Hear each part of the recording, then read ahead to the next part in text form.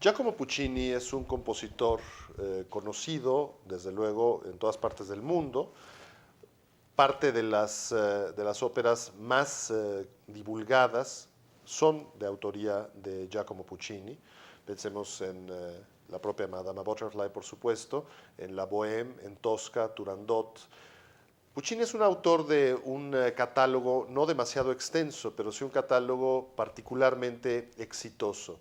Y de alguna manera representa la culminación de una larguísima tradición que se remonta a fines del siglo XVIII, que pasa por toda la escuela belcantista, Rossini, Bellini, Donizetti, y que después es encarnada de manera preeminente por Giuseppe Verdi. Estando vivo Verdi, se buscaba culturalmente al príncipe heredero, digámoslo así, de manera coloquial. ¿Quién habría de suceder al viejo maestro en el cetro de la actividad lírica en Italia? Muchos compositores coetáneos de Puccini pasan a la historia como autores de una o dos obras relevantes, pero la inmensa mayoría quedaron opacados frente a la avasalladora figura primero de Verdi y después del sucesor de Verdi, el propio Giacomo Puccini. Pero no podrían ser dos compositores más distintos. En Verdi, de alguna manera, hay lo que se denomina la terribilità, es decir, la índole totalmente viril de una búsqueda heroica de identidad nacional, de construcción de nación, causas históricas de enorme relevancia, mientras que Puccini corresponde con una época de asentamiento de la cultura italiana, de establecimiento constitucional del Estado, del reino italiano. Consecuentemente, es un compositor que se asocia de manera muy frecuente y creo que con buenas argumentaciones al respecto, con una especie de estabilidad social que corresponde con el triunfo, digamos, de una estética burguesa. Y eso al mismo tiempo hace de Giacomo Puccini un compositor especialmente emotivo, porque alude una y otra vez a lo que el propio compositor decía era la estética de las cosas pequeñas, la estética de lo cotidiano.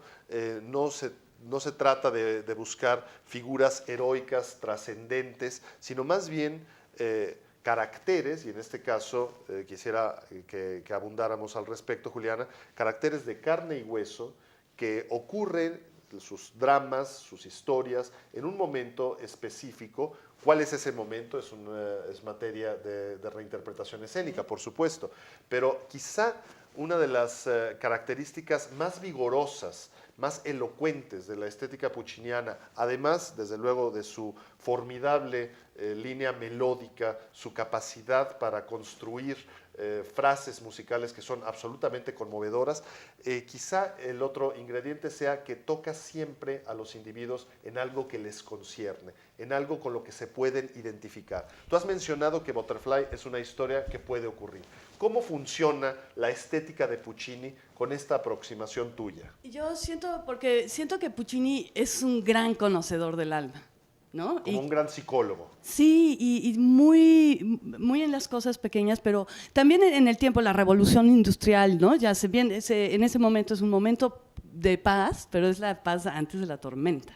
Sí. ¿No? Porque él está escribiendo en ese momento final del 19, principios del 20. Final de la Belle Époque, ¿sí? Justo antes de la Gran Guerra. Pero es plena revolución industrial, plena revolución de las ideas, ¿no? Es el modernismo y los ideales de progreso, y todo el mundo está pensando en una vida mejor, en una posibilidad de vida, ¿no? De eso se trata todo el modernismo, de ir hacia eso, y él está volviendo a ver al ser humano después de Verdi, que vio ya el fin de la historia. Verdi es de los compositores del fin de la historia, del fin de los grandes relatos, y Puccini, él lo que es, retoma la microhistoria, que es súper interesante en la ópera. Él es, para mí, el primer microhistoriador, ¿no? En ese momento, con una enorme valentía. Y a mí eso, y como te digo, es como Mozart. Él conoce al ser humano, y sus argumentos musicales son contundentes, no le discutes ni una nota. No, es imposible. Porque es avasallador. Avasallador, te lo dice de una manera, ¿no? Y te lleva de la mano, y en ese sentido es muy fácil ir con él, si te dejas. ¿Y cómo funciona la concertación en el caso de esta puesta en escena, el trabajo con Iván Angelov, con el reparto, el trabajo de la dirección escénica en relación con la musical? Ha sido con una relación como de mucho respeto. Angelov, nos hemos comunicado bien, muy bien en relación, pero no hemos tenido suficientemente tiempo de estar platicando. Pero funcionamos juntos bien, yo me siento bien.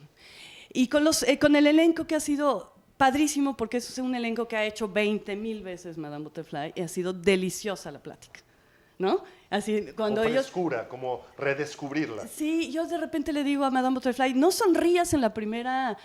en la carta, lo primero que dice es horrible, ay, no, es muy lindo. ¿Cómo que es muy lindo? Te está diciendo aquella mujercita. Sí. Tú acabas de decir, yo soy la señora Pinkerton, y él se refiere a ti. Quel bel fior di fanciulla. Aquella. Y eso ha sido, ay, claro, ¿no? Es así, te digo, en esta carta es un trayecto emotivo, vas así y así y así, ¿no? Oyes algo que quieres oír y de repente te espanta, ¿no? Cuando le dice, ¿tú crees? Si todavía me recuerda, hasta ella se Puccini de acá, que no me acuerdo de él, ¿no? Y como te digo, que es riquísimo trabajar con un compositor tan sabio, es un hombre sabio.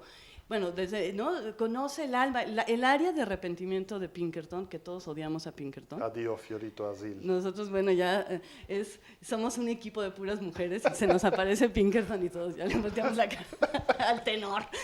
Ya llegó el tenor. Hay tenores que rehúsan cantar este papel porque les resulta antipático y porque no les granjea ninguna simpatía.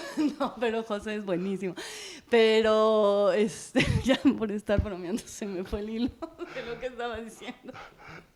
Bueno, te propongo que hagamos un breve corte y ahora retomamos las ideas.